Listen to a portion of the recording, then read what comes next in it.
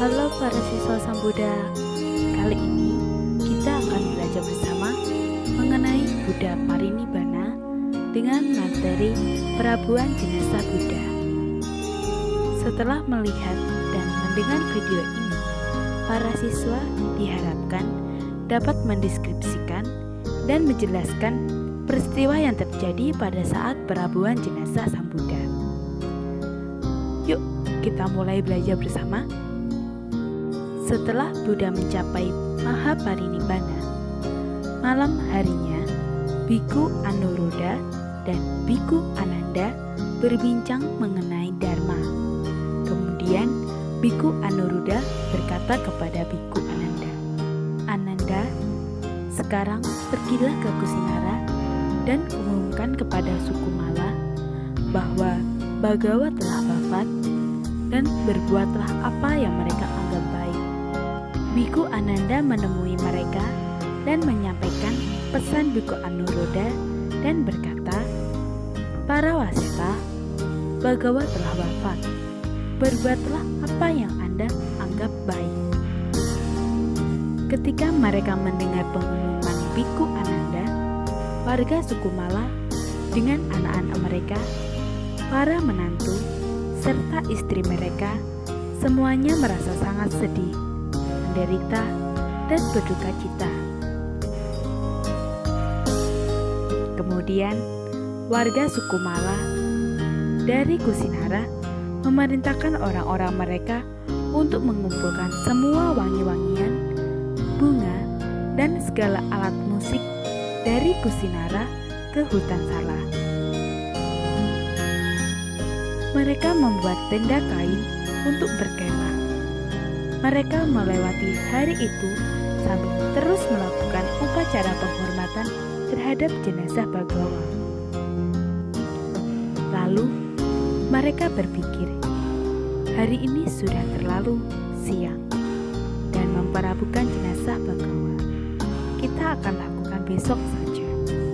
Dengan demikian, mereka melalui hari kedua, ketiga, keempat, kelima, dan keenam dengan melakukan upacara penghormatan kepada jenazah Bagawa dengan cara yang sama. Tetapi pada hari ketujuh, mereka berpikir, kita telah cukup memberi penghormatan kepada jenazah Bagawa dengan tarian, nyanyian, disertai dengan tabuhan musik, serta penaburan bunga dan wangi-wangian. Mari sekarang kita bawa jenazah Bagawa ke arah selatan, keluar kota, dan memperabukan jenazahnya. Kemudian 8 orang suku Mala dari keluarga terkemuka mandi dan berkeramas sampai bersih dan mengenakan pakaian baru. Lalu mereka bersama-sama mengerahkan tenaga untuk memikul jenazah Bagawa. Namun mereka tak mampu melakukannya. Mereka kemudian menemui Biku Anuruddha dan memberitahukannya apa yang telah terjadi. Lalu bertanya, mengapa kami tak mampu mengangkat jasad Bagawa? Para wasita, kehendak kalian bertentangan dengan kehendak para dewa, ujar Biku Anuruddha. Jika demikian, Biku, apakah kehendak para dewa itu? Tanya mereka. Lalu Biku Anuruddha menjelaskan, para wasita, kehendak kalian adalah seperti ini. Setelah cukup memberi hormat dengan nyanyian, tarian, bunga, dan wangi-wangian terhadap jenazah Bagawa, sesudah itu mari kita bawa jenazah Bagawa ke arah selatan kota dan akan memperabukan jenazah Bagawa. Namun, kehendak para dewa adalah kami sudah memberi penghormatan kepada jenazah Bagawa dengan nyanyian, tarian, bunga, dan wangi-wangian. Baiklah kita bawa jenazah Bagawa ke arah utara keluar kota. Setelah itu, melewati pintu gerbang utara dan kami akan melewati tengah kota. Dan kemudian ke arah timur ke Makuttabandana, Cetia suku Mala. Dan di tempat itulah kami akan memperabukan jenazah Bagawa."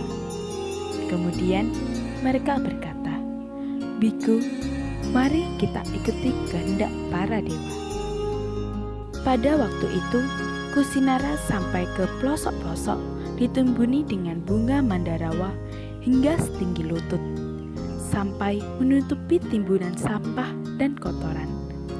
Selanjutnya, para dewa dan suku Mala dari Kusinara dengan nyanyian, tarian, bunga, dan wangi-wangian alam dewa dan manusia membawa jenazah Bagawa ke arah utara kota, lalu melewati pintu gerbang utara berjalan ke pusat kota, lalu keluar melalui gerbang timur ke Makuta Bandana, Cetia suku Mala, tempat jenazah Bagawa dibaringkan. Kemudian mereka bertanya kepada Biku Ananda, "Biku, bagaimana kami seharusnya memperlakukan jenazah Tathagata?" Biku menjawab, "Para waseta, kalian harus memperlakukan jenazah Tathagata laksana jenazah seorang raja dunia." "Bagaimana mereka melakukannya, Biku?" tanya mereka.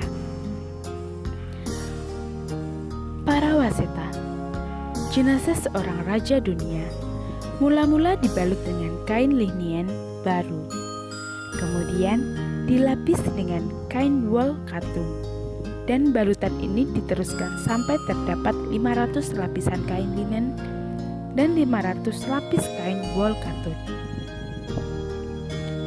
Apabila itu sudah dikerjakan, lalu dimasukkan ke sebuah peti dari besi dan ditutup dengan satu peti dari besi yang lain.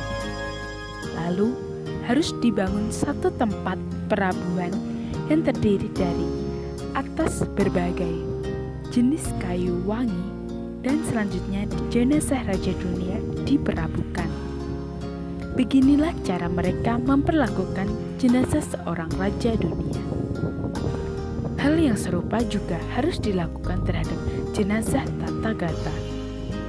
Kemudian, sebuah stupa harus dibangun di perempatan jalan, dan siapapun yang meletakkan bunga, dupa, atau kayu cendana, atau memberi penghormatan dengan hati yang penuh bakti, orang itu akan memperoleh kebahagiaan untuk waktu yang lama. Suku Mala memberi perintah ke orang-orangnya untuk mengumpulkan kain wol katun yang ada dari suku Mala, dan mereka memperlakukan jenazah Bagawa menurut petunjuk Biku Ananda.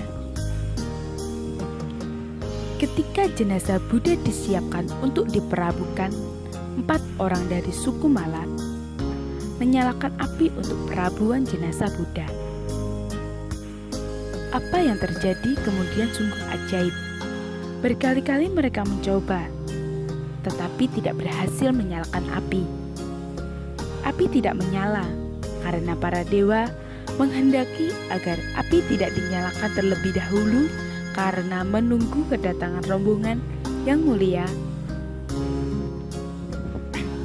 yang Arya Maha Kasapa mengetahui berita wafatnya Buddha setelah petapa Ajivika dan rombongannya membawa bunga mandarawa dari tempat wafatnya Buddha di Kusinara. Di antara mereka terdapat seorang biku tua bernama Subhada yang baru memasuki kebikuan pada usia lanjut. Dan kemudian ia berkata, "Cukup kawan-kawan, janganlah sedih atau meratap. Kita sekarang terbebas dari Buddha. Kita telah dipersulit oleh kata-kata Buddha. Ini boleh, ini tidak boleh. Kini kita bebas untuk berbuat apa yang kita sukai." Mendengar kata-kata itu, yang Arya Mahakasapa berpikir ingin mengadakan pertemuan para arahat untuk melindungi dan menjaga kemurnian ajaran Buddha. Setelah yang Arya Mahakasapa dan rombongannya sampai di tempat perabuan memberi penghormatan, tiba-tiba api menyala dengan sendirinya dan membakar jenazah Buddha.